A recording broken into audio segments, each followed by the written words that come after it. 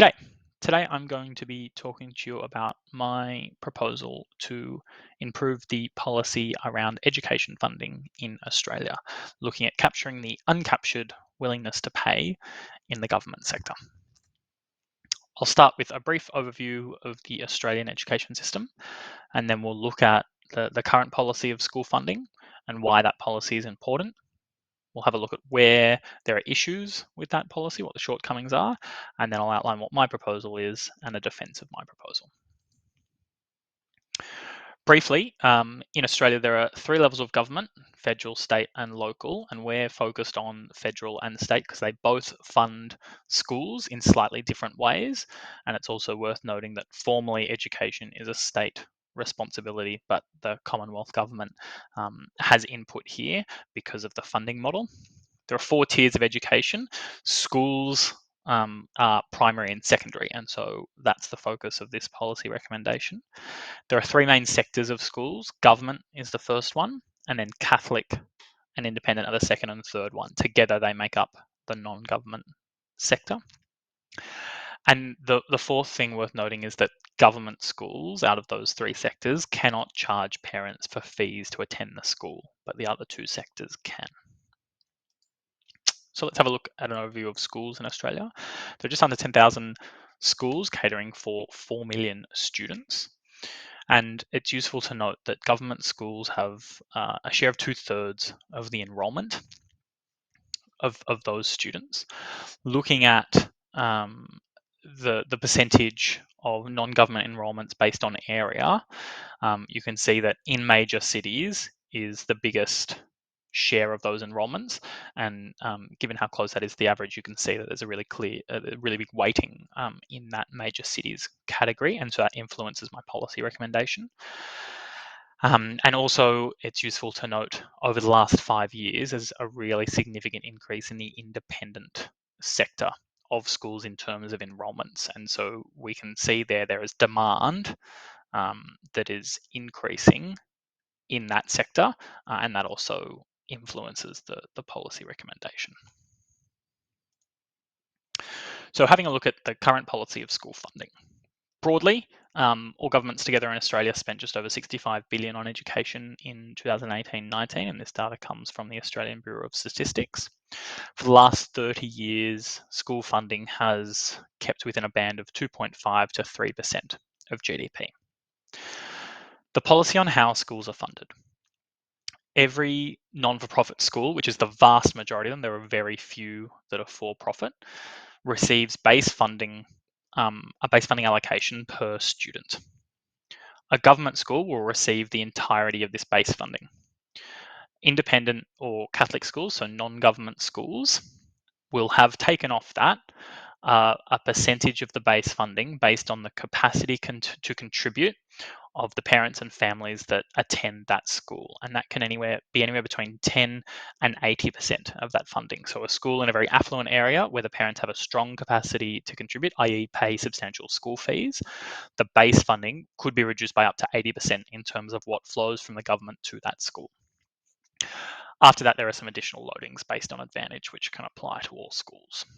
So in terms of the numbers, how that plays out is that in 2018-19, between the state and the Commonwealth government, they gave a bit over $19,000 per student to government schools, and just shy of $12,000 per student to non-government schools. So that's a difference of $7,500, which is quite substantial, and the vast majority of that needs to be made up by parent fees, by school fees.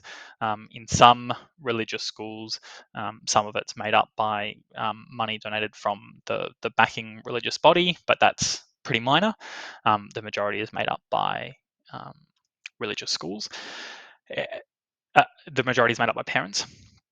So that's the average. It's quite difficult to find strong data that lists all the schools and their fees, but the Australian Association of Independent Schools in New South Wales has been quoted at stating that the median fee for independent schools is $5,200. So there certainly are some outliers. There are some really expensive schools in terms of parent fees. There are some that sit around that $2,000, $3,000 mark, there are few of those, and they are mainly religious schools. So it might be an Islamic school or a Jewish school that has that support from the religion, but obviously has that being a focus of the education that they provide. And so I'm looking to try and make the distinction between government schools and independent schools, because it hasn't got that religious focus, and we can see the increasing demand of independent schools in the slide previous. Why is school funding policy important? First of all, education is important. I think most people know that inherently, but also there are a number of studies that tell us there's a positive and strong correlation between higher completion rates and stronger academic results with higher salaries, better health outcomes, a number of positive things in terms of well-being and livelihood, which is really important. Funding in particular within education, there are some mixed opinions. Mainly the detractors come from seeing bulk amount of money being spent and not seeing a requisite increase in the student outcome. But there are some really clear papers that outline where targeted spending in education is present. There is a clear positive effect on student outcome. So money in education is important if spent well. In terms of the current school funding policy, my main issue is that it doesn't capture all the money that is out there that could be spent on education, and that's important to do.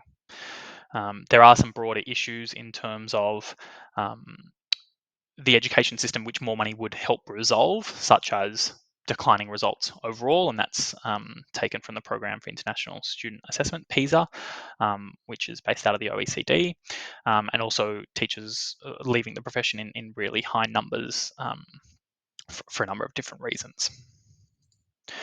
So my proposal is to allow select government schools in major cities to charge up to $2,500 per student per year. This is aimed at capturing the willingness to pay of some families that is not being captured at the moment. So the gap to enroll in an independent school is too high. They do have some willingness to pay in that range of $1,000 to $3,000, say, but that money isn't being captured because the government school that they're at the moment isn't allowed to capture that, and the jump to an independent school is too high. And we'll see on the next slide, that's a big amount of money that could have a very substantial impact in local schools and also in the broader system. I would tie something to this that says a component of the practice, so the outcome of this money spend, must be used to enhance the practice of nearby government schools not charging fees to combat potential equity concerns with this policy.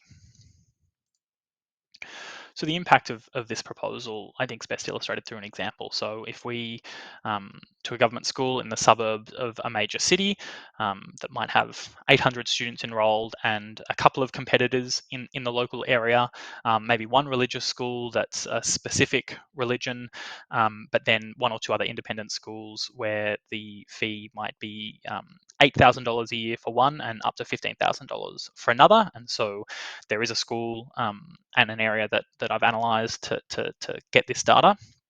The potential increase from, if you peg it at a $2,000 a year fee, and noting that some families might be eligible for some kind of financial relief if they're at a disadvantage there, and so that takes off some of the revenue, would end up being roughly $1.4 million. And the school that I was looking at had a budget of about $12 million. So that's a really substantial increase in their revenue. The way this money could be allocated could look like 6 additional highly experienced teachers, so almost 10% of a workforce of what was just over 60 teaching staff at this school, 6 additional support staff, an hour of additional collaboration time each month for a number of teachers, and an integrated approach to literacy both within that school and then the surrounding government schools. And that would have a really impactful